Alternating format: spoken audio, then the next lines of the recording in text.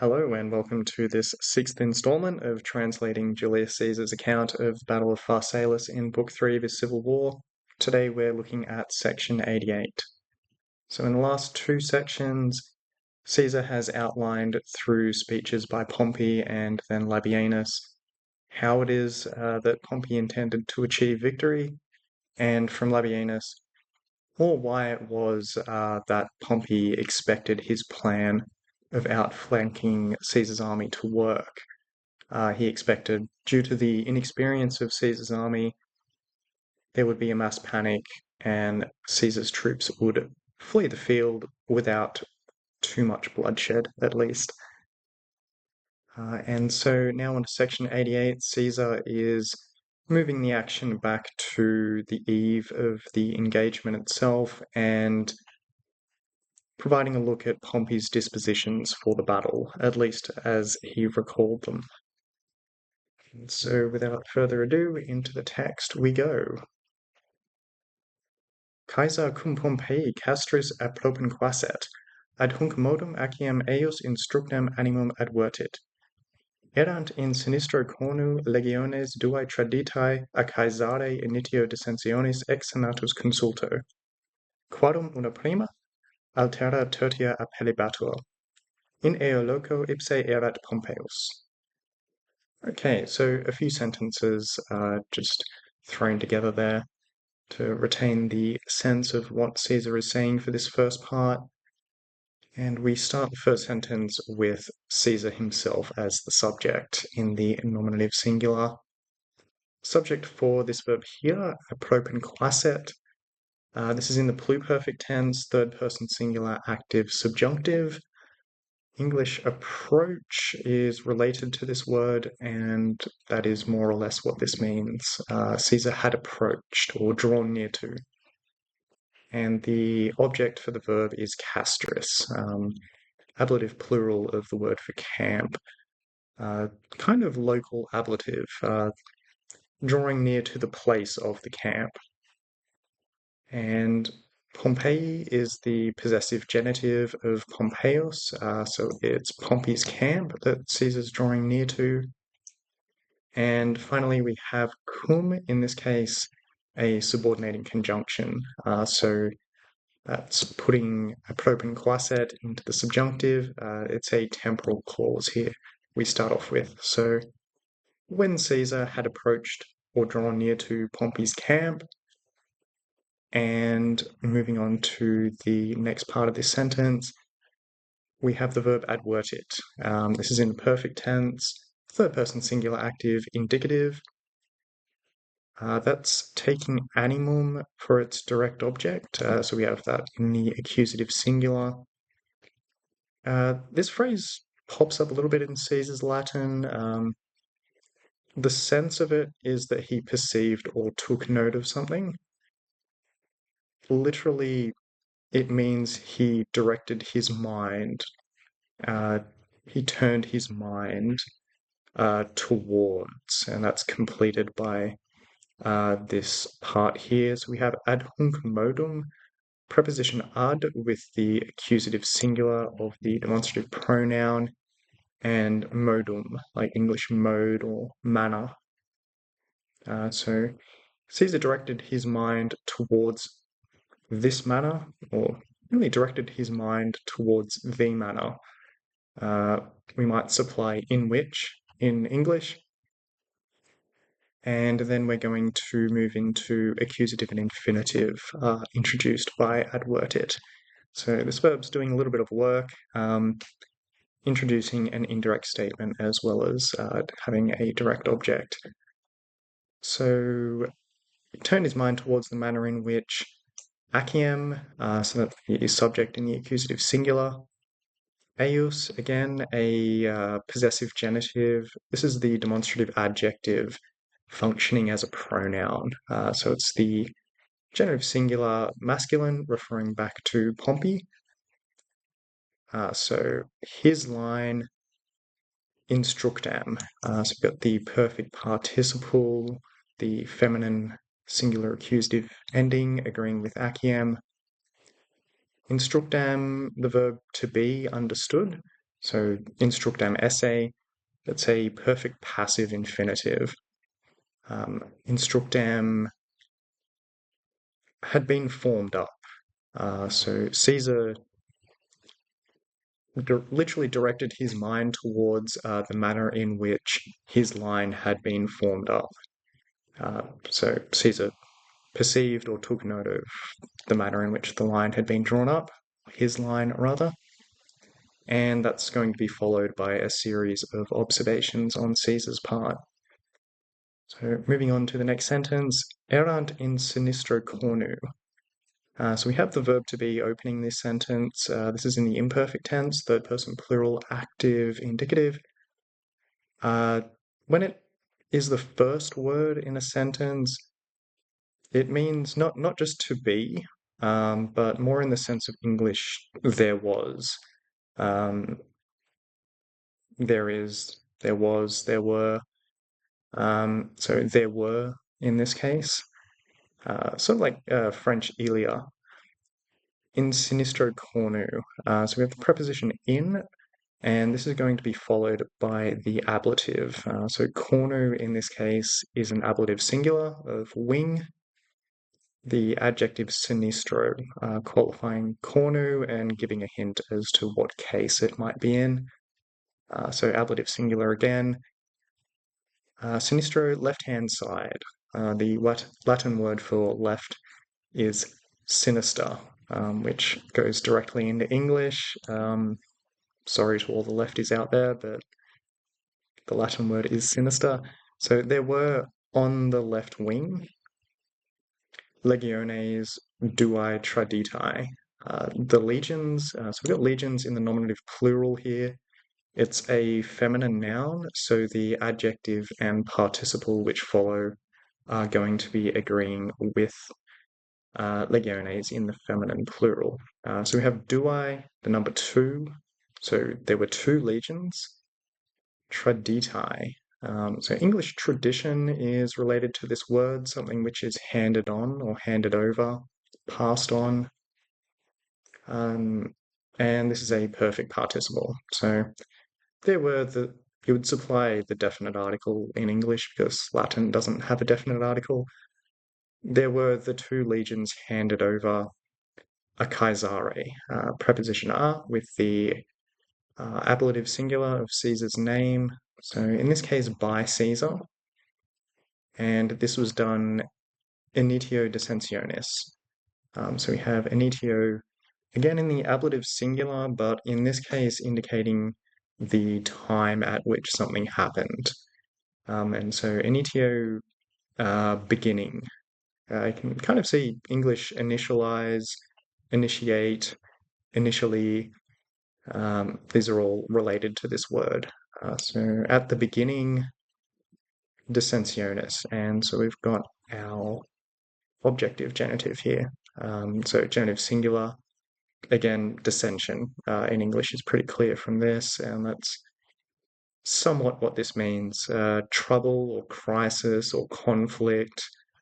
That's the kind of sense of this word. So they were handed over by Caesar, sorry about that, at the beginning of the trouble or at the beginning of the crisis. And we've got a little bit more description. Ex senatus consulto. Preposition ex with the ablative consulto. Not quite English consult. I mean, in some sense it is, but in this context, it's a resolution. And it's a resolution senatus. So that's our genitive singular of senate, another 4th declension noun. From the Senate's resolution, or a resolution of the Senate. You'll see this on coinage as well, from this period and into the imperial period as well. XSC, meaning ex senatus consulto. It indicates the origin for which something has been done. So coinage minted XSC, it's been minted due to a resolution of the Senate. And in this case, Caesar handed over 2 legions due to a resolution of the Senate at the beginning of the trouble. And then we move into a relative clause, quadum. So this is feminine plural genitive of the relative pronoun. So the feminine, that's going back to the legiones here. So we have of which, una, so one, again in the feminine. And our verb here is appellibatur. This is in the imperfect tense, third person singular, passive indicative. You can kind of see there, like English, an appellation, not referring to a person of a particular region, but an appellation in the sense of a name. And also in French, like je m'appelle, tu t'appelles, and so on. It was called, it was named. So of which one was named prima, so that's first, like English prime, so it's an ordinal. Altera, the other. Tertia, or tertia, the third. So the first and the third legion were handed over by Caesar. And to finish off this section, in eo loco ipse erat Pompeius. So preposition in with the ablative singular again, loco. In the place, location is kind of related to this. Eo, demonstrative adjective. Basically, that's how it's functioning here. In this place, erat, and that's our verb to be again in the imperfect tense, this time third person singular active indicative. Pompeius, so it's Pompey in the nominative, with the emphatic pronoun also in the nominative. Pompeius himself, that's masculine singular. So Pompey himself has taken charge of these two legions on the left wing. And there we are. So just my translation. When Caesar had approached Pompey's camp, he made note of the way in which his line was formed up. There were the two legions handed over by Caesar at the beginning of the crisis on account of the senatorial resolution on the left wing, one of which was called the first, the other the third. Pompey himself took up position here. So I've stretched out the verb to be a little bit, just to get a bit more military sense out of it for a non-specialist reader. It's not that Pompey just decided to hang out there. He took up position as a commander. And on account of the senatorial resolution, ex senatus consulto, at the beginning of the crisis, it's our initio dissensionis here. So fairly straightforward. Straight away, Caesar has made note of what's going on Pompey's left wing. So it's interesting that it's the two legions that were handed over by Caesar that Pompey decides to take direct command of. I suspect part of the reason for this is that one of those legions had been serving with Caesar and had also been raised by Caesar as well. So it had served with him throughout much of the Gallic War, and as Caesar says here, in accordance with the senatorial resolution, that really Pompey and Caesar were both supposed to give up one legion each.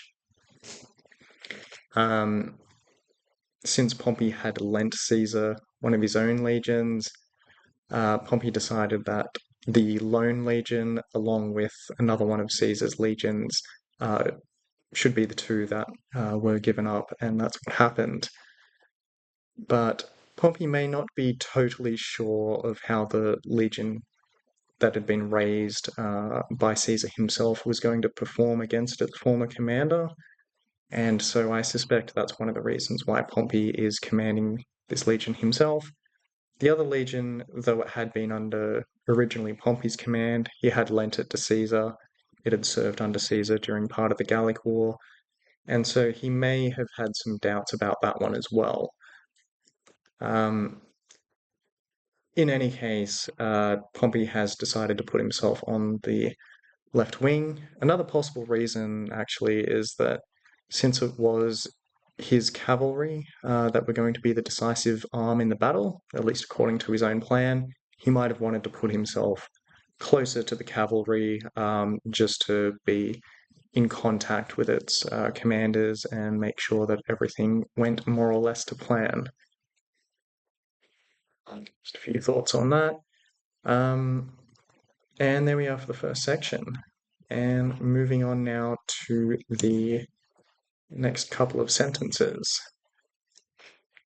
Medium aciem Scipio cum legionibus Syriacis tenebat, Ciliciensis legio conjuncta cum cohortibus Hispanis, quas traductas ab Afrenio docuimus, in dextro cornu erant collocatae. Has firmissimas se habere Pompeius existimabat. Okay, so for our first sentence, this is a nice short sweet one. Scipio is our subject, so it's a proper noun. Tenebat is the verb for which Scipio is the subject. That's another imperfect tense, third person singular active indicative.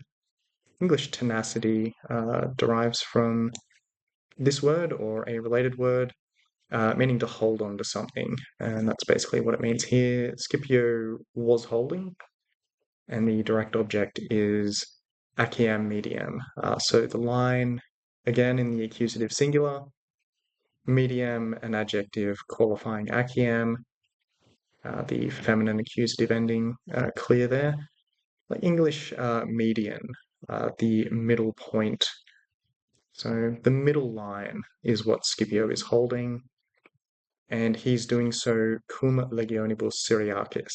Cum in this case being a preposition, meaning with, and we have legions in the plural, qualified by Syriacis, which is the adjectival form of Syria.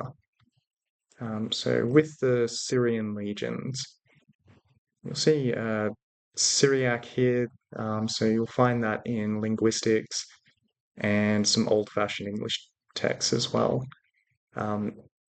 It comes from this Latin adjectival form. So short and sweet. Scipio holding the line, it's 2 legions that he's brought over from Syria to hold that middle line for the battle. And on to the next sentence, Ciliciensis legio. So that's going to be our subject, legio, so a single legion known as the Ciliciensis, the Cilician legion. So it's a region called Cilicia. In English, it's Cilicia. In Latin and Greek, southeastern Turkey on the Mediterranean coast, though. It's that part of Turkey just north of the island of Cyprus before the Mediterranean coast sort of goes into a right angle going east, and then the right angle going south. So Cilicia is that region of southeastern Turkey there. Ciliciensis is a descriptive genitive going with legio. So the Cilician legion, conjuncta. So we've got a participle here. That's feminine singular agreeing with legio. Conjuncta, like English, kind of conjoined. Pardon me, it's a similar sort of word. Just means joined together. And that's a perfect participle. Joined together with, so cum acting as a preposition again, with the ablative plural cohortibus, so cohorts. And another adjectival form, Hispanis. So Spanish is fairly clear from that. So we have the Cilician legion together with the Spanish cohorts, and we're going to move into a relative clause and, just for a bit of fun, also an accusative infinitive indirect statement as well. So we have quas, feminine plural, in the accusative. This is going back to the cohortibus Hispanis. So which, and To make full sense of that, I'll go to the verb introducing the indirect statement, dokuimus. So this is like English, the verb to document, to relate, to make a note of something. This is Caesar referring back to himself as the writer. And so it's in the royal pronoun, the first person plural, that's an active indicative perfect tense. Might supply as in English, just to say as we had related, or as we related, as we noted, something along those lines. As we noted, which, as we noted, traductas. So it's another perfect passive infinitive. This is the perfect participle component. Again, the verb to be understood. So traductas esse. Traductas, accusative, feminine plural. It's a kind of compound of trans and ducere. And it means to lead across. But in the passive sense, it's which, as we had related, were led across. Abafranio. So we've got the preposition ab with the ablative of Afranius's name by Afranius. And that's a similar construction to the Caesare from earlier. It's just in this case, the preposition is followed by a vowel. So to avoid a hiatus, the consonant B is added on to the preposition. If the following word starts with a consonant, then to avoid a little bit of awkwardness, the consonant is removed. But in any case, we have cohorts as related, which were brought over by Afranius, brought across by Afranius. And these cohorts, together with the Silesian Legion, in dextro cornu, so preposition in with the ablative singular of cornu again. Thankfully, we have an adjective here to help us identify which case that might be in. Dextro, this time on the right-hand side. So we have on the right wing, erant kollokatai. So verb to be, imperfect, third person plural active indicative again. Kollokatai, so it's perfect participle. Note the feminine plural ending there. So in this case, I don't think it's necessarily a passive. That would be a pluperfect passive if it was. I think it's more of a predicate construction. They were sort of see co-located. They were positioned together on the right wing. So the Silesian Legion and the cohorts are taking position on Pompey's right wing together. Has firmissimas se habere Pompeius existimebat. So let's go to our subject and verb first. We've got an accusative and infinitive coming up here. So Pompeius is our subject in the nominative. Existimebat, that's our verb in the imperfect tense, third person plural active indicative, one of Caesar's favorites. Pompey judged, reached the conclusion. Pompey believed, even. And it's not only got an accusative and infinitive following it, but it's also got a direct object. So has firmissimas. So we've got the demonstrative pronoun, that's accusative plural feminine, and the superlative adjective here, firmissimas, also accusative plural feminine, like English firm, in the sense of something strong. So Pompey, let's say, believed the firmest or the strongest, the most steadfast, the most resolute, You might supply troops in English. Latin doesn't really require it. It's kind of this phrase "has it's acting as a substantive. Um, so even though "firmissimas" is an adjective, it's functioning as a noun, the pronoun going with it. Pompey believed these were the strongest, or Pompey believed these the strongest troops, understood. And then we go into the accusative and infinitive, that. And then we've got the reflexive pronoun in the third person accusative, singular. Pompeius believed these were the strongest troops. He himself, habere, held. So that's in the present infinitive, active. So the strongest troops taking up what was traditionally in ancient warfare the place of honor on the right wing. And so, in translation, what I've got here, Scipio was holding the middle line with the Syrian legions.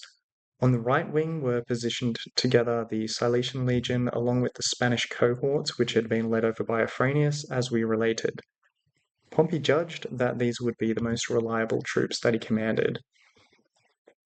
So I've put that he commanded in place of held. Again, just because it's a military context, makes a little bit more sense. Most reliable troops, that's what I've taken for has firmissimas. Again, just to make it a little bit clearer, especially for a non-specialist reader, precisely what it is that Caesar means here. Let's see, as we related, so that's for docuimus, I've supplied as in the translation. Spanish cohorts led over by Afranius. So actually, this whole bit, as we related, this doesn't seem to survive into any modern edition of Caesar's Civil War. There's a few sections missing around, I think it's section 50. A few different events just haven't survived through the manuscript tradition into the modern edition as we have it now. So the as we related, Caesar's own account, as he wrote it, seems to have mentioned this, but not in any modern version. And in any case, it's quite a job by Afranius. So he, as we talked about in previous sections, he had surrendered to Caesar in Spain at Ilerda in sort of Catalonia. And it seems during the intervening period, as Caesar has gone on to conquer the rest of what the Pompeians held of Spain, and then go back to Italy, and then go to Albania, then now to Greece. It seems during that time, Afranius has assembled together what troops he could out of what used to be Pompey's veteran legion army in Spain, and brought it over to Albania and Greece. As I said, it's not clear from Caesar's account exactly how he managed this, especially as Caesar's forces controlled what is now sort of southern France, across the Pyrenees, modern Italy, Sicily. At this time, or during the intervening time anyway, Curio had invaded Africa under Caesar as the overall commander-in-chief. So Africa was in a bit of danger as well. It's not totally clear how Afranius managed to make his way over, but in any case, he has managed it, and so kudos to Afranius. He's made his way back to his commander-in-chief with what he could salvage of the veteran army. And so it's generally understood, even though Caesar doesn't explicitly state it, it's generally understood that Afranius was also in command during this battle at Pharsalus of Pompey's right wing. And so it's Afranius who has command of what Pompey considers to be his strongest troops. And there's good reason for this, though he did uh, get defeated by Caesar in Spain. For a few decades now, he's proven himself to be a fairly steady and reliable commander. And so Pompey has put him in a place of honor as well. So going back to that original accusation by Acutius Rufus from section 83 that Afranius had betrayed the army in Spain, it doesn't seem like that's really gone anywhere. And when battle comes, Pompey is going to rely upon Afranius to lead his best troops on the right wing. And a final interesting thing to note here is that even though in the last section we saw it was Labienus who followed Pompey in speaking about the plan of victory and the state of Caesar's army, Labienus himself has not been given command of any part of Pompey's army in Caesar's account, which is quite curious. In the African War, the component of Caesar's civil war much later on, it's mentioned by the author that Labienus brought over German and Gallic cavalry, so it seems he was positioned with the cavalry in Pompey's army, though it's not made anywhere explicit or even implicit here uh, what it is that Labienus was responsible for during the battle, except that he made a speech disparaging Caesar's army and giving an encouraging speech to Pompey's senior staff.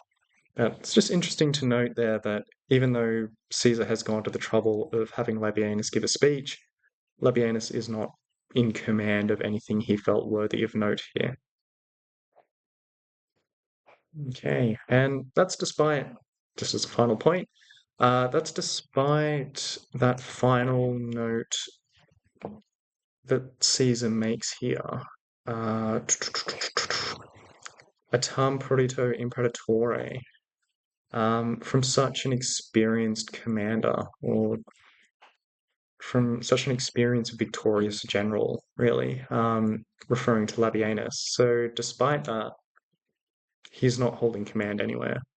Another possible reason is that, well, given he has Afranius, Scipio holds the co-command with Pompey by this time, uh, and Pompey himself is taking up position on the left. So there also isn't a whole lot of room left for Labienus to really do anything, but food for thought, certainly. Okay, anyway, moving on. Reliquas inter Aciem medium conuaque inter iacerat numeroque cohortes centumet decem expleverat. Haec erant numero milia quadraginta quinque, pardon me, evocatorum ceciter duo, quae ex beneficiarius superiorum exequituum ad eum convenerat, quae tota acie disperserat. Okay.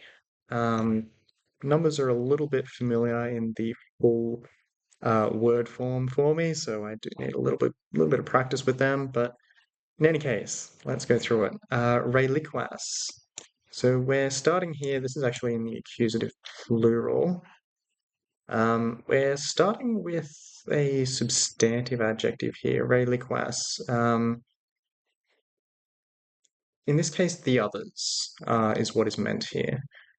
Um, yeah, it's not quite those left behind or anything along those lines. It's just meaning the others. And we've got two verbs. So we've got interjacerat, so that's going to be the verb for which reliquas is the object. Interjacerat, so we've got interjacerat, that's pluperfect, third person singular, active indicative. Uh, Again, it's kind of more like dispersed or spread out. Um, although literally, I think this comes from into yakere, like to hurl amongst something, but that's not really what Caesar means. He spread out, I think, or he had spread out the remainder. So that feminine plural, that's referring to the cohorts, which he's going to mention here. So he's spread out the other cohorts, really, or the others, and then inter again, inter aciem medium, which we've met before in this section already. Among the middle line, que and cornua. That's an accusative plural of cornu. So it does have that second declension neuter plural ending just kind of added on to the stem. So it cornuaque looks a little bit more normal, at least for a fourth declension neuter noun. So he's spread out the remaining cohort through even the middle line and wings. So wings in the plural, que and expleverat, another pluperfect, third person singular active indicative. So Pompey is the subject for both of these verbs. Expleverat, and he completed or he filled up. He had in total, might be a bit more natural in English, going with the ablative singular numero, like numeral number. In this case, in number. So he had in total or in number, explain where the perfect form, I think, is expletus, sort of related to completus, and so complete in English, that's sort of the sense of this verb. It's one way of thinking about it anyway. So he had in total, or he had deployed in total, and our number here, centumet decem, 110 cohortes, and that's accusative plural. So the remaining cohorts, so he has 110 mentioned here in total, but he's noted 6 legions, roughly. Or really, he's noted 5 legions and the Spanish cohort, which I'm taking to mean form 1 more legion. I'm not entirely sure, but that would be around 60 cohorts, and that leaves another 50. That is sort of spreading out throughout basically the entire army. Haec erat numero millia quadraginta quinque.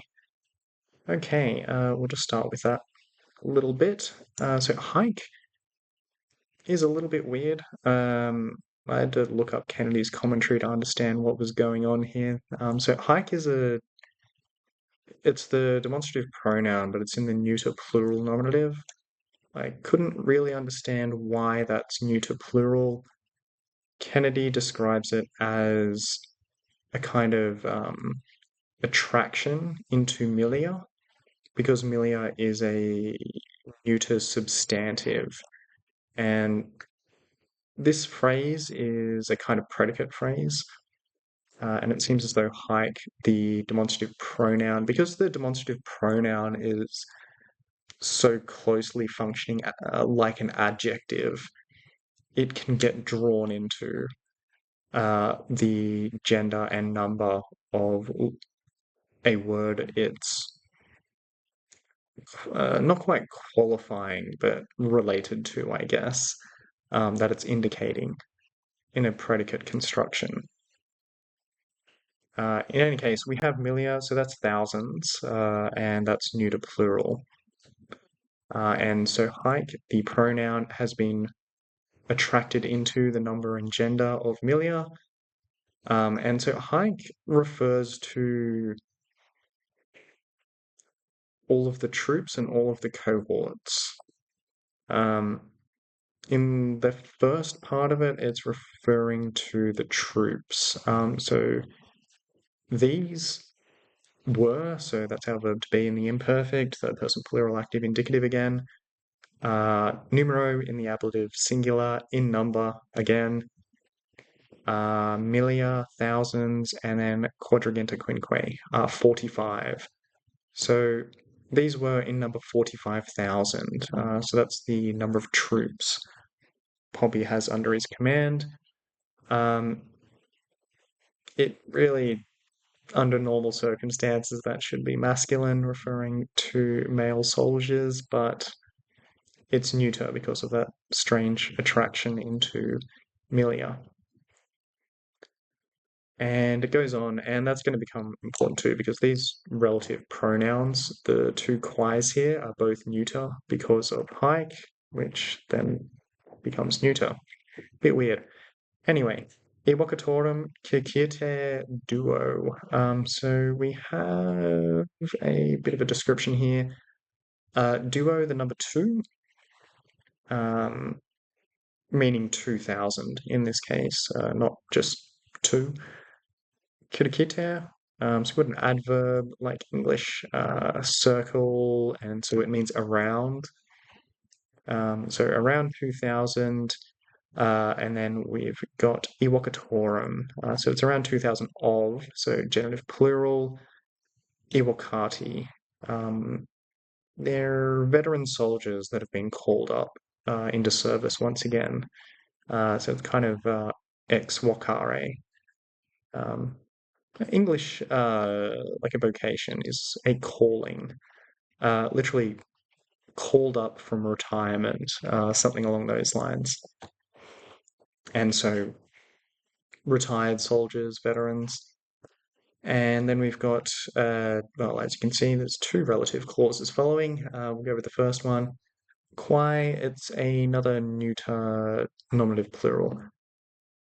Uh, so who in this case, even though it's neuter, yeah. Who and the verb here convenerant. So quais the plural subject. So we've got that in the pluperfect, third person plural, active, indicative, like English convention, or even convenient, in the sense of like if something's convenient, many things are coming together to provide a happy result. And so convenerant, in this case, means something like assembled, um, formed, even formed themselves up. Might sound a bit more natural in English, though there's no reflexive pronoun, but they assembled. Ex beneficiaria superiorum, from. So preposition ex with the ablative plural beneficiarius. So a beneficiarius is, you can sort of see beneficiary, and that's related. It's in a purely military sense in this case, though. It's soldiers who had received rewards from their commander for distinguished service of one kind or another. And so usually they've been rewarded with land, uh, in addition to any sort of decorations that they might have, like the torques and so on. So they're especially distinguished soldiers, superiorum executum, soldiers of, so superiorum, comparative adjective in the genitive plural, that's qualifying executum, which is genitive plural of the word for army. Um, yeah, so from distinguished soldiers of, superior, in this case temporal, comparative adjective of earlier armies. So these had assembled, that verb there, these had assembled, or these had Yeah, they had formed themselves up into units, something along those lines, and the units were made up of these uh, beneficiaries, these distinguished soldiers of earlier armies. And they had assembled ad eum uh, for him, for Pompey, I think, in this case. Preposition ad is the accusative masculine singular of the demonstrative adjective, here functioning as a noun. Yeah, they had formed themselves up for him from these earlier armies. And then we go into another relative clause, quae tota acie disposerat. So quae, in this case, this is accusative plural neuter.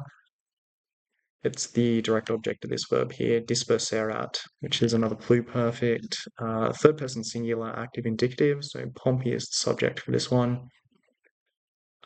He had, dispersed. He had spread out again. Spread out is more the sense of this. I'd say these men in English, something along those lines. These he had spread out. Tota acie. Tota, like English total. So this is in the ablative singular, agreeing with acie, which is ablative singular, like the feminine ending. The entire line. He had spread these out throughout the entire line.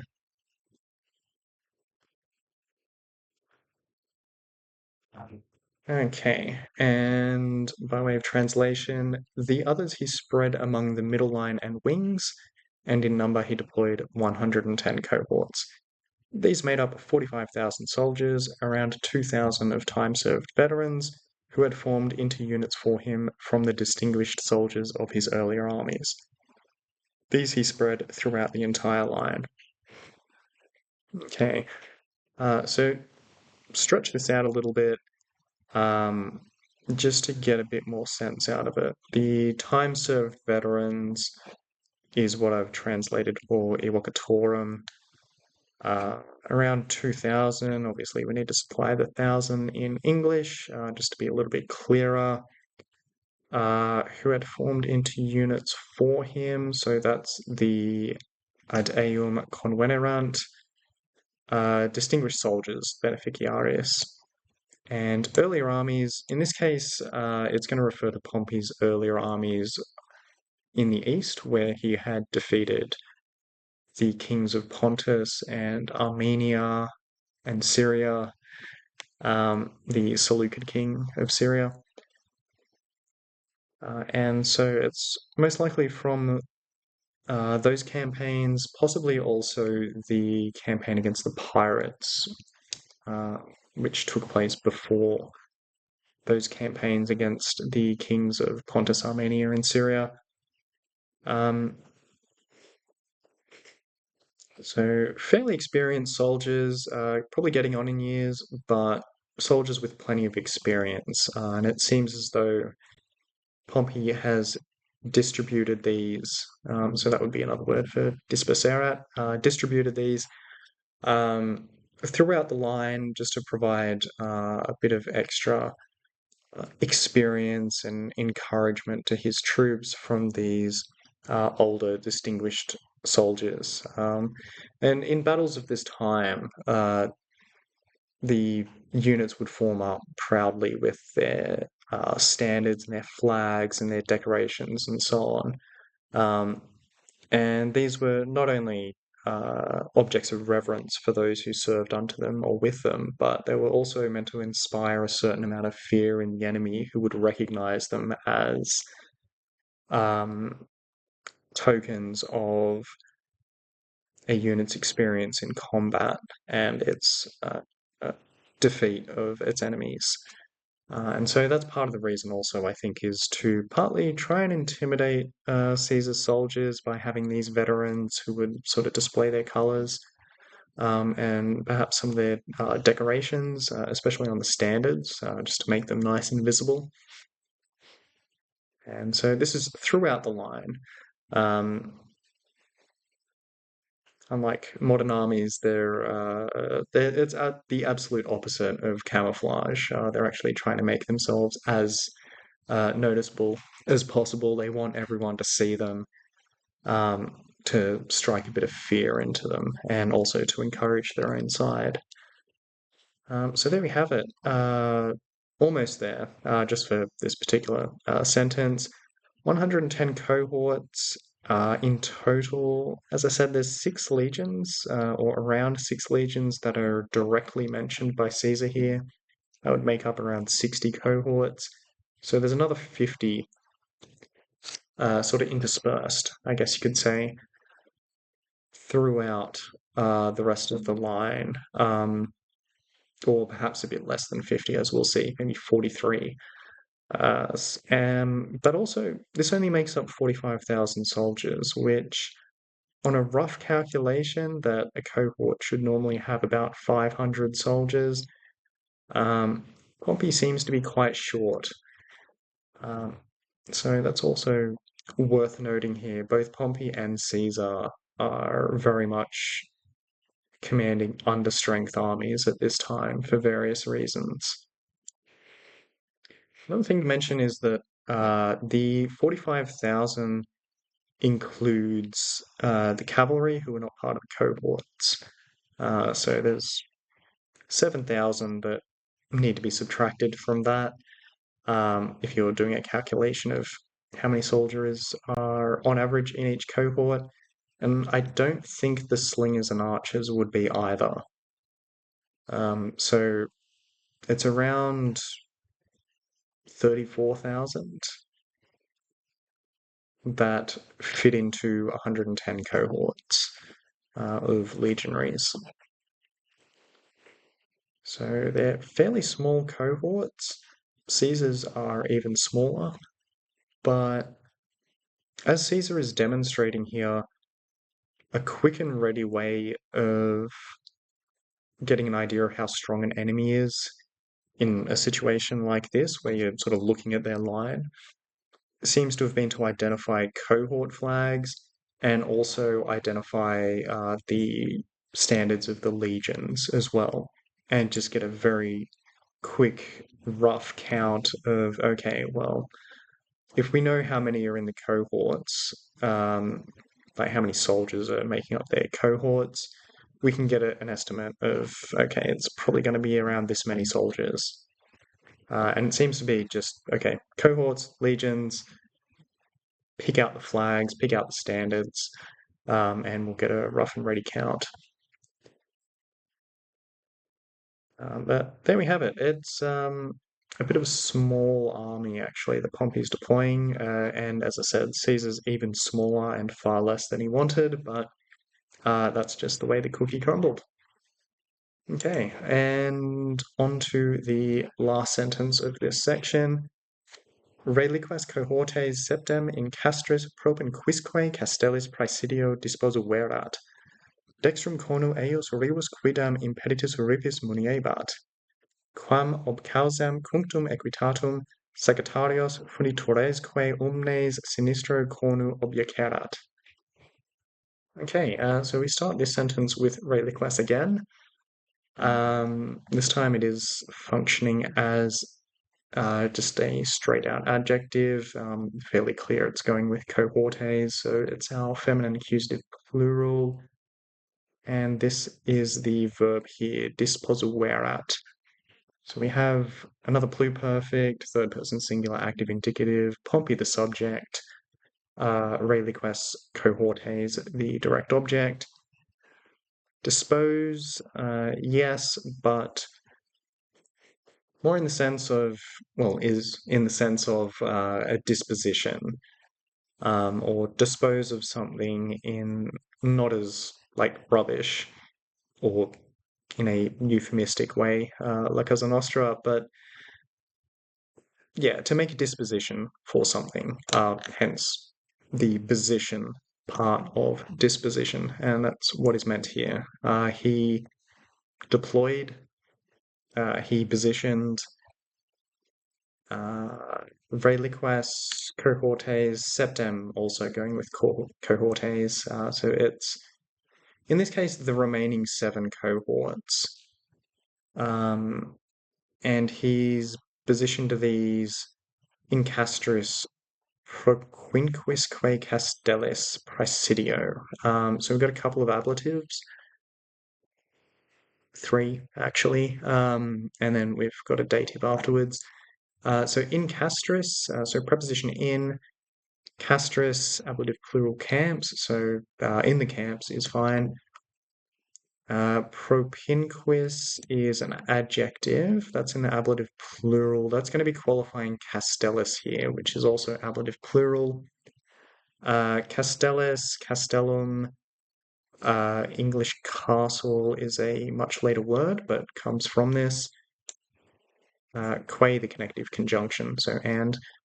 Propinquis, neighboring. You can sort of see it's a similar word to the verb we met in the first sentence. Apropinquaset, propinquis. So without the ud implicit, so there's no. So it's not a compound like apropinquaset. So it's just neighboring forts in this case. So he's deployed the remaining 7 cohorts in the camp and the neighboring forts. So it's not just that he has a camp, like a single place. He's got sort of nearby forts that are guarding certain strategic areas or passageways and so on. And he's placed them there, rather. We're almost there, guys. Praesidio. I think this is a predicate dative verb to be understood as a guard, as a garrison. Praesidio. And there we are. That's it for the first part of that. Dextrum cornu eius rebus quidam. Yeah, okay, we'll start with that. Actually, let's just start with rebus quidam. That's our subject. So rebus, I'm trying to see English river there. That's yeah, that's kind of what that means. A river, a stream. It's not totally clear. I'm more opting. It's a large stream, certainly, based on what Caesar is going to say shortly. Rebus quidam, so it's in the nominative singular. Quidam is an indefinite pronoun agreeing with rebus,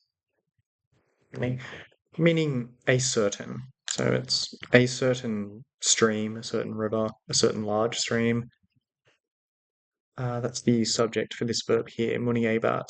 So that's in the imperfect, third person singular active indicative. Usually it means fortify.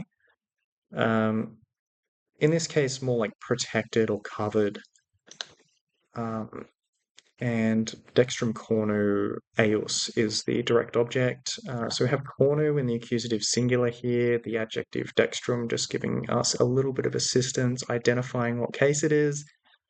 So accusative singular, dextrum right-hand side, so the right wing, and eius, the demonstrative adjective in the masculine genitive singular, functioning more like a pronoun here.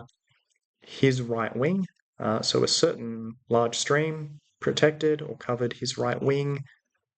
And then we've got the ablative here, which is an ablative of ablative manner. So by means of impeditus ripis. Ripis, we'll go with that first. That's the noun. Impeditus is a participle agreeing with ripis. So ablative plural, meaning bank, like a river bank. And I don't think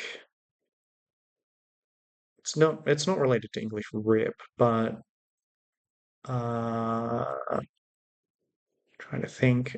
In much later times, the later Roman Empire, when Attila invaded Europe, the Franks were divided into 2 separate groupings. And so one side supported Attila, the other side supported Aetius and the Romans. One side was called the Ripuarian Franks, in English, and it's those who were on the banks of the Rhine River. So that's one way to remember that. Impeditus, so that's our participle agreeing with ripis, perfect participle. Impassable in this case. Sort of a compound. I can see the word for foot there. Impeditus, though. So unable to be passed by foot, unable to be transversed by foot. So it's his right wing is protected by the riverbanks, which can't be crossed by foot soldiers and probably not by cavalry either. And so, quam ob causam, one of these sort of Latin phrases, for which reason? So you can sort of say English cause, causam there, quam, the relative pronoun, ob, a preposition usually meaning,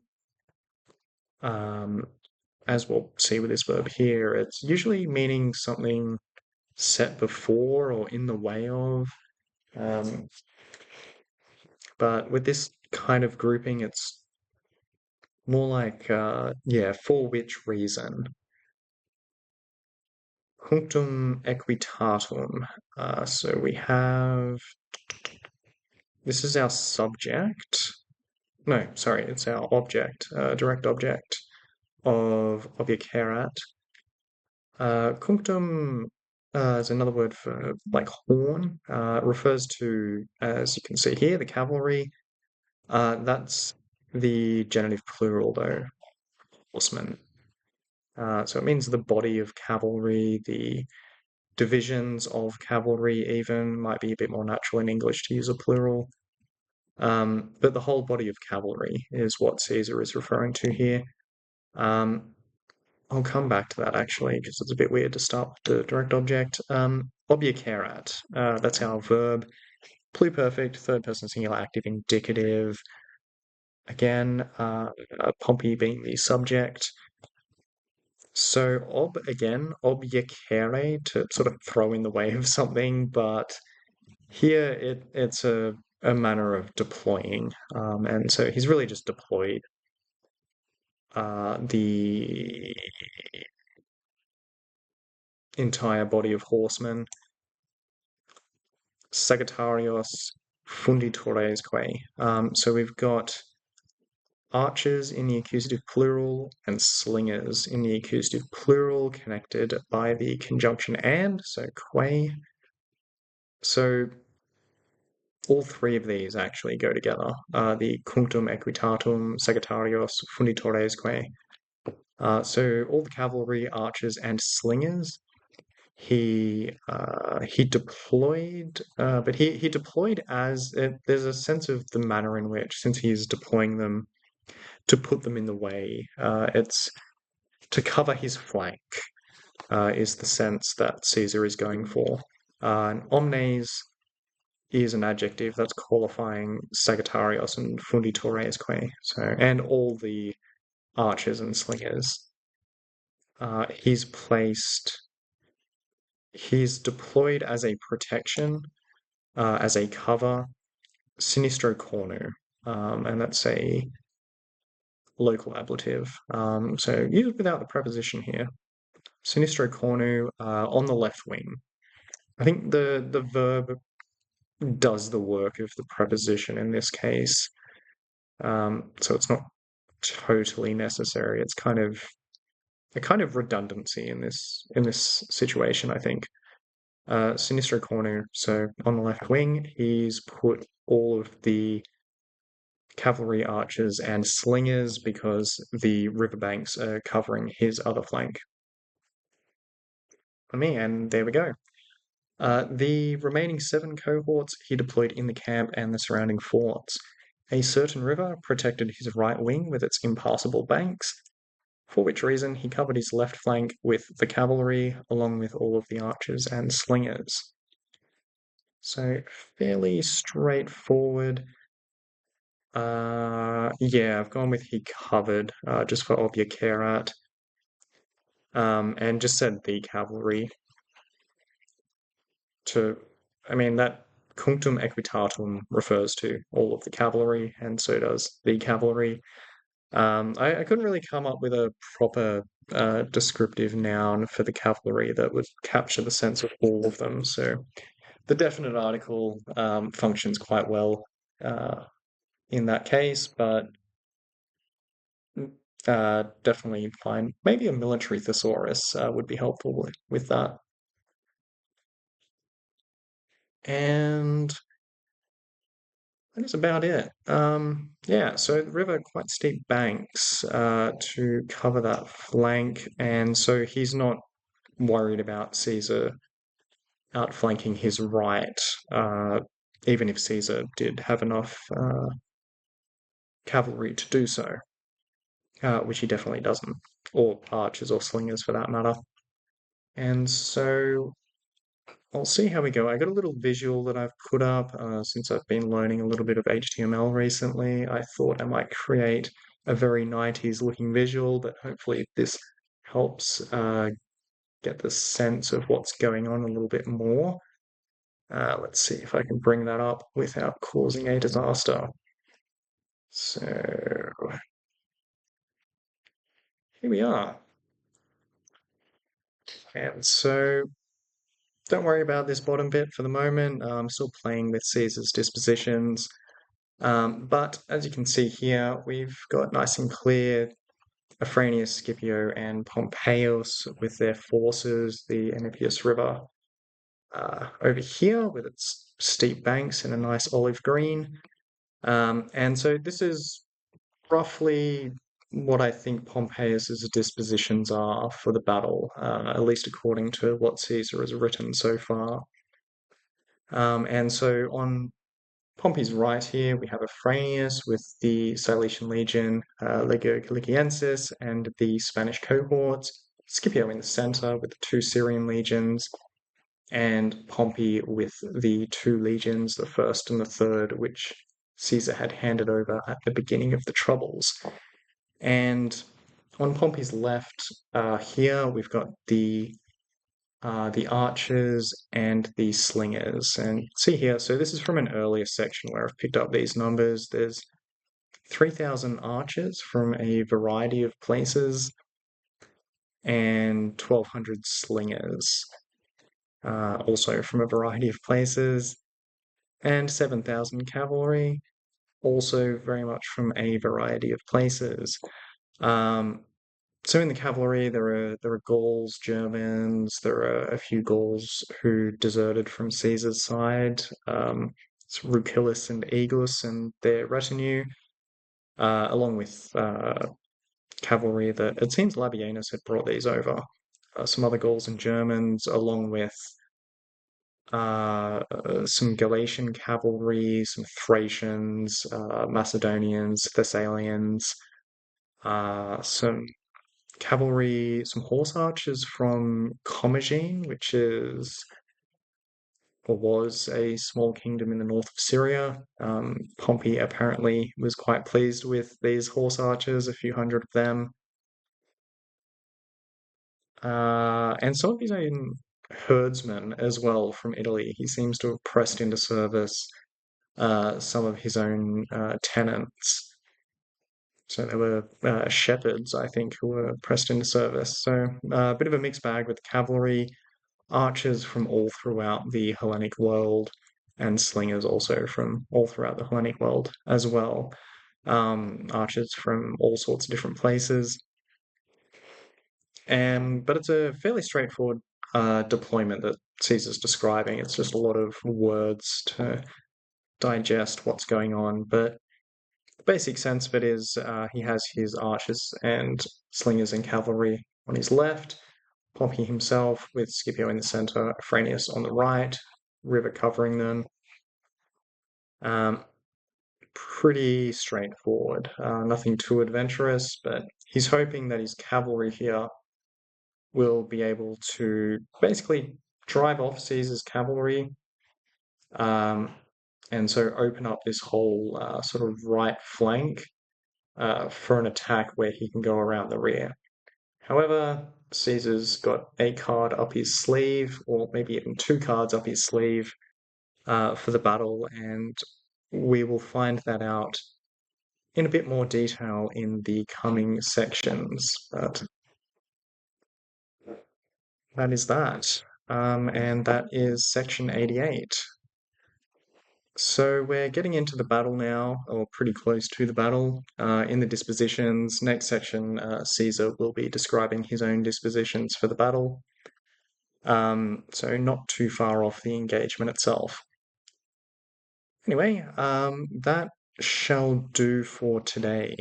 So hopefully that was relatively interesting and enjoyable and somewhat educational. It is my own translation. It is most definitely not definitive nor the only translation available.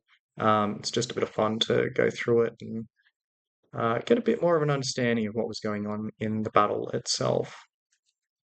In any case, thank you for tuning in, and I will see you guys when I have the next section ready for section 89. So stay safe, take care, and toodle care.